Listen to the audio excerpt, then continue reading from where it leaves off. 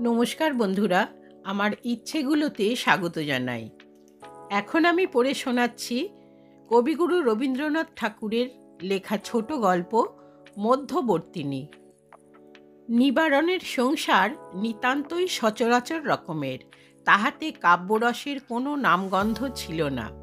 জীবনে উক্ত রসের যে কোনো আবশ্যক আছে এমন কথা তাহার মনে কখনো উদয় হয় নাই। যেমন পরিচিত পুরাতন চটিজোড়াটার মধ্যে পা দুটো দিব্য নিশ্চিন্তভাবে প্রবেশ করে, এই পুরাতন পৃথিবীটার মধ্যে নিবারণ সেইরূপ আপনার চিরাভ্যস্ত স্থানটি অধিকার করিয়া থাকে। সে সম্বন্ধে ভ্রমেয় কোনো রূপ চিন্তা তর্ক বা তত্ত্বালোচনা করে না। নিবারণ প্রাতঃকালে উঠিয়া গলির ধারে গৃহদ্বারে খোলা গায়ে বসিয়া অত্যন্ত নিরুদ্বিগ্নভাবে হুঁকাটি লইয়া তামাক খাইতে থাকে।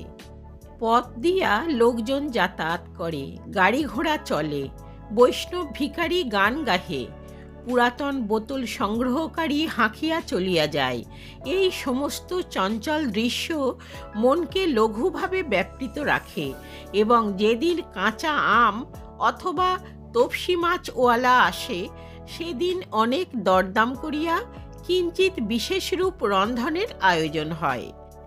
তাহার পর যথাসময়ে তেল মাখিয়া স্নান করিয়া আহারান্তে দড়িতে ঝুলানো চাপকানটি পরিয়া এক ছিলিম তামাক পানের সহিত নিঃশেষপূর্বক আর একটি পান মুখে পুরিয়া আপিসে যাত্রা করে। আপিস হইতে ফিরিয়া আসিয়া সন্ধ্যাবেলাটা প্রতিবেশী রামলোচন ঘোষের বাড়িতে প্রশান্ত গভীরভাবে সন্ধ্যা যাপন করিয়া আহারান্তে রাত্রি শয়নগৃহে স্ত্রী হরসুন্দরীর সহিত সাক্ষাৎ হয়। সেখানে মিত্রদের ছেলের বিবাহে আইবুড়ো ভাত পাঠানো, নবনিযুক্ত ঝির অবাধ্যতা, ছেচকি বিশেষ ফোড়ন বিশেষের উপযোগিতা সম্বন্ধে যে সমস্ত সংক্ষিপ্ত সমালোচনা চলে তাহা এ পর্যন্ত কোনো কবি ছন্দবদ্ধ করেন নাই এবং সেজন্য নিবারণের মনে কখনো ক্ষোভের উদয় হয় নাই। ইতিমধ্যে ফাল্গুন মাসে হরসুন্দরীর সংকট পীড়া উপস্থিত হইল। জ্বর আর কিছুতেই ছাড়িতে চাহে না। ডাক্তার যতই কুইনাইন দেন, বাধাপ্রাপ্ত প্রবল স্রোতের ন্যায় জ্বরও তত ঊর্ধ্বে চড়িতে থাকে। এমনি 20 দিন, 22 দিন, 40 দিন পর্যন্ত ব্যাধি চলিল। নিবারণের আপিস বন্ধ। রামলোচনের বৈকালিক সভায় বহুকাল আর সে যায় না। কি যে করে তাহার ঠিক নাই। একবার শয়নগৃহে গিয়া রোগীর অবস্থা জানিয়া আসে, একবার বাহিরের বারান্দায় বসিয়া চিন্তিত মুখে তামাক টানিতে থাকে। 2 বেলা ডাক্তার বৈদ্য পরিবর্তন করে এবং যে যাহা বলে সেই ঔষধ পরীক্ষা করিয়া দেখিতে চাহে। ভালোবাসার এইরূপ অব্যবস্থিত শুশ্রূষা সত্ত্বেও 40 দিনে হরসুন্দরী ব্যাধিমুক্ত হইল, কিন্তু এমনি দুর্বল এবং শীর্ণ হইয়া গেল যে শরীরটি যেন বহু দূর হইতে অতি ক্ষীণস্বরে আছি বলিয়া সাড়া দিতেছে মাত্র। তখন বসন্তকালে দক্ষিণের হাওয়া দিতে আরম্ভ করিয়াছে এবং উষ্ণ নিশীথের চন্দ্রালোকও সীমন্তিনীদের উন্মুক্ত শয়নকক্ষে নিঃশব্দ পদসঞ্চারের প্রবেশাধিকার লাভ করিয়াছে। হরসুন্দরীর ঘরের নিচেই প্রতিবেশীদের খিড়কির বাগান। সেটা যে বিশেষ কিছু সুদৃশ্য রমণীয় স্থান তাহা বলিতে পারি না। এক সময়ে কে একজন শখ করিয়া গোটাকত ক্রোটন রোপণ করিয়াছিল, তারপরে আর সেদিকে বড় একটা দৃকপাত করে নাই। শুষ্ক ডালের মাচার উপর কুষ্মাণ্ড লতা উঠিয়াছে। বৃদ্ধ কুলগাছের তলায় বিষম জঙ্গল। রান্নাঘরের পাশে প্রাচীর ভাঙিয়া কতকগুলো ইট জড়ো হইয়া আছে এবং তাহারই সহিত দগ্ধাবশিষ্ট পাথুরে কয়লা এবং ছাই দিন দিন রাশীকৃত হইয়া উঠিতেছে। কিন্তু বাতায়নতলে শয়ন করিয়া এই বাগানের দিকে চাহিয়া হরসুন্দরী প্রতি মুহূর্তে যে একটি আনন্দরস পান করিতে লাগিল, তাহার অকিঞ্চিৎকর জীবনে এমন সে আর কখনো করে নাই।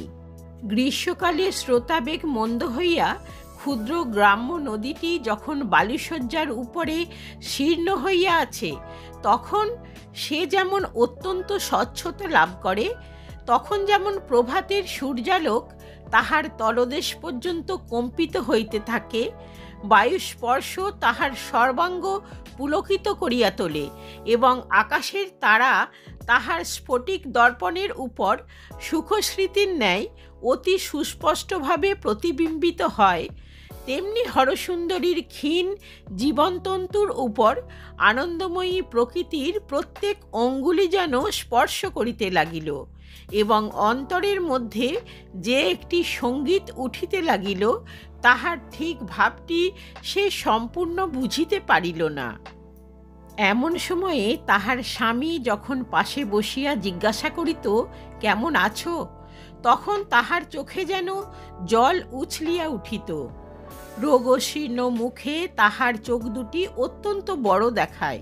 সেই বড় বড় প্রেমার্দ্র সকৃতজ্ঞ চোখ স্বামীর মুখের দিকে তুলিয়া শীর্ণ হস্তে স্বামীর হস্ত ধরিয়া চুপ করিয়া পড়িয়া থাকিত। স্বামীর অন্তরেও যেন কোথা হইতে একটি নূতন অপরিচিত আনন্দরশ্মি প্রবেশ লাভ করিত। এইভাবে কিছুদিন যায়।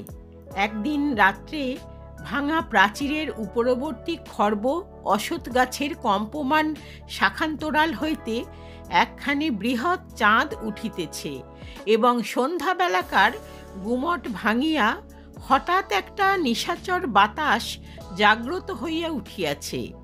এমন সময় নিবারণের চুলের মধ্যে অঙ্গুলি বুলাইতে বুলাইতে হরসুন্দরী কহিল, আমাদের তো ছেলেপুলে কিছুই হইল না, তুমি আরেকটি বিবাহ করো। হরসুন্দরী কিছুদিন হইতে এই কথা ভাবিতেছিল। মনে যখন একটা প্রবল আনন্দ, একটা বৃহৎ প্রেমের সঞ্চার হয়, তখন মানুষ মনে করে আমি সব করতে পারি। তখন হঠাৎ একটা আত্মবিসর্জনের ইচ্ছা বলবতী হইয়া ওঠে। স্রোতের উচ্ছ্বাস যেমন কঠিন তটের উপর আপনাকে সবেগে মূর্ছিত করে, তেমনি প্রেমের আবেগ, আনন্দের উচ্ছ্বাস একটা মহৎ ত্যাগ, একটা বৃহৎ দুঃখের উপর আপনাকে যেন নিক্ষেপ করিতে চাহে। সেইরূপ অবস্থায় অত্যন্ত পুলকিত চিত্তে একদিন হরসুন্দরী স্থির করিল, আমার স্বামীর জন্য আমি খুব বড় একটা কিছু করিব। কিন্তু হায়, যতখানি সাধ ততখানি সাধ্য কাহার আছে? হাতের কাছে কি আছে, কি দেওয়া যায়? ঐশ্বর্য নাই, বুদ্ধি নাই, ক্ষমতা নাই, শুধু একটা প্রাণ আছে। সেটাও যদি কোথাও দিবার থাকে এখনই দিয়া ফেলি, কিন্তু তাহারই বা মূল্য কি? আর স্বামীকে যদি দুগ্ধ ফেনের মতো শুভ্র, নবনীর মতো কোমল, শিশু কন্দর্পের মতো সুন্দর একটি স্নেহের পুত্তলী সন্তান দিতে পারিতাম, কিন্তু প্রাণপণে ইচ্ছা করিয়া মরিয়া গেলেও তো সে হইবে না। তখন মনে হইল স্বামীর একটি বিবাহ দিতে হইবে। ভাবিল, স্ত্রীরা ইহাতে এত কাতর হয় কেন? এ কাজ তো কিছুই কঠিন নহে। স্বামীকে যে ভালোবাসে, স্বপত্নীকে ভালোবাসা তাহার পক্ষে কি এমন অসাধ্য? মনে করিয়া বক্ষ স্ফীত হইয়া উঠিল। প্রস্তাবটা যখন প্রথম শুনিল, নিবারণ হাসিয়া উড়িয়া দিল। দ্বিতীয় এবং তৃতীয়বারও কর্ণপাত করিল না।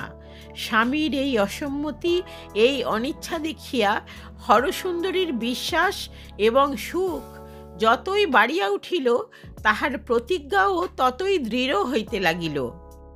এদিকে নিবারণ যত বারংবার এই অনুরোধ শুনিল, ততই ইহার অসম্ভবতা তাহার মন হইতে দূর হইল এবং গৃহদ্বারে বসিয়া তামাক খাইতে খাইতে সন্তান পরিবৃত গৃহের সুখময় চিত্র তাহার মনে উজ্জ্বল হইয়া উঠিতে লাগিল।